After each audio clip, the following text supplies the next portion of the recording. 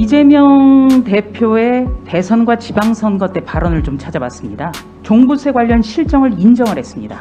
그리고 부담 완화를 약속을 했죠. 지방선거 때도 똑같았습니다. 그런데 선거 끝나자마자 소수를 위한 부자 감세라면서 종부세 부담 완화 반대를 했습니다.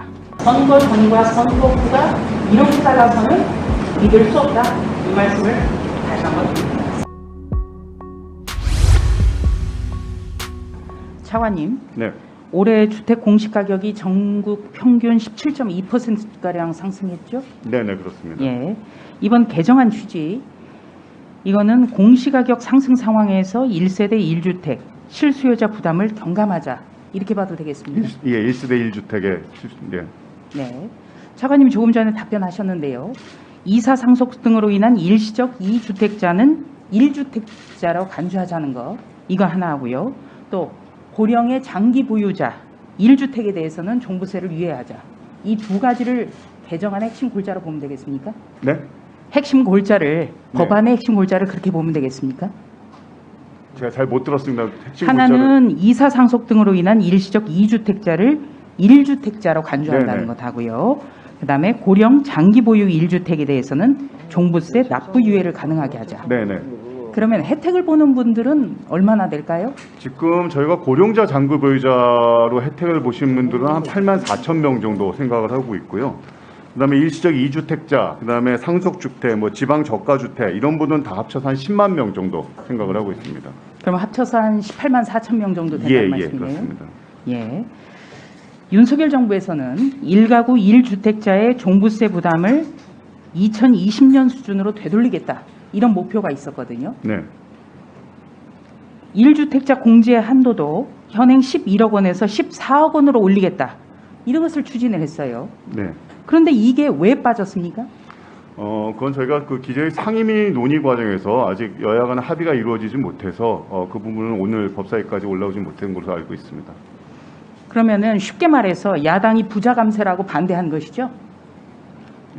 예, 뭐 여야 논의 과정에 아직 있는 것으로 알고 있습니다.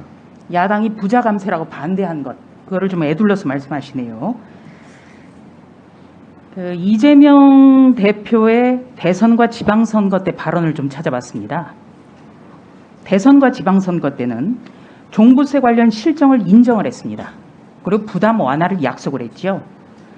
대선 때는 부동산 정책에 과오가 있었다. 억울한 사람이 없도록 종부세 부담을 조정해야 된다.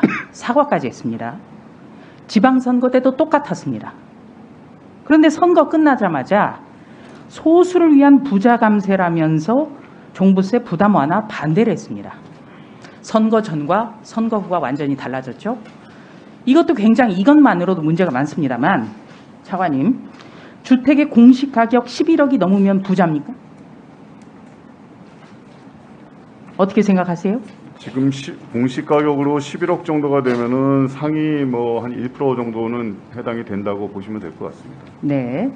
그러면은 이재명 대표 발언으로 보면은 주택의 공시가격 11억 이상이 넘으면 11억이 넘으면 부자다. 이렇게 간주할 수가 있는데 문제는 선거 전과 선거 후에 발언이 완전히 달라졌다는 게 그게 문제입니다. 차관님, 문재인 정부 때 5년 동안 주택 가격이 굉장히 급등했어요. 예. 그래서 종부세에 대해서 저항도 있었고 문제가 있다. 문재인 정부 때 집값이 너무나 폭등했기 때문에 빚어진 현상 아닙니까?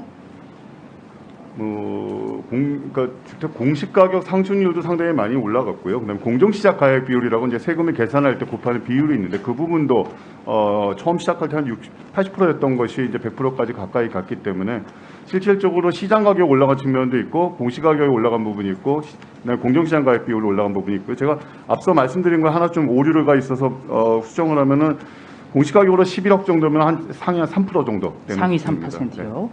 예. 자, 그러면 문재인 정부 5년 내내 집값은 시장에서 폭등을 했죠. 이 폭등하는 집값에 맞춰가지고 공시지가도 너무나 급등을 했어요. 그래서 문제가 생긴 것입니다. 그래서 윤석열 대통령이 대선 때 이 문제에 대해서 조정하겠다고 대책을 내놨었죠. 그런데 야당이 됐다고 말이 달라지고 지금 반대를 하고 있습니다. 그리고 갑자기 부자 감세라고 하고 있죠. 선거 전과 후가 이렇게 달라지니까 정부로서도 난처할 수밖에 없습니다. 차관님, 법률 개정 사항이긴 하지만 어떻게든 좀 보완책 만들어야 되지 않겠습니까? 예, 좀 필요하다고 보고 있습니다. 어떤 방법이 좀 있을까요? 지금 저희가 당하는 건 1세대 1주택 이제 특별공제를 아까 말씀드린 좀 올리는 방법이 있고요. 그다음에 내년도 세법 개정안에 저희가 제출한 바 있습니다만은 지금 세율 자체가 상당히 많이 올랐었습니다. 그래서 한 20년, 21년 오면서 굉장히 많이 뛰었기 때문에 그 부분 한 20년 정도 수준으로 지금 돌아가는 거를 저희가 정부의 세법 개정안으로 제출하였습니다. 참고 말씀드리면 작년 10월 29일 이재명 대표는 대선 후보로서 이런 말을 했습니다. 종부세 완화하겠다. 타격 공급하겠다. 머릿속엔 온통 부동산 생각입니다. 선거 전과 선거 후가 이렇게 달라서는 믿을 수 없다.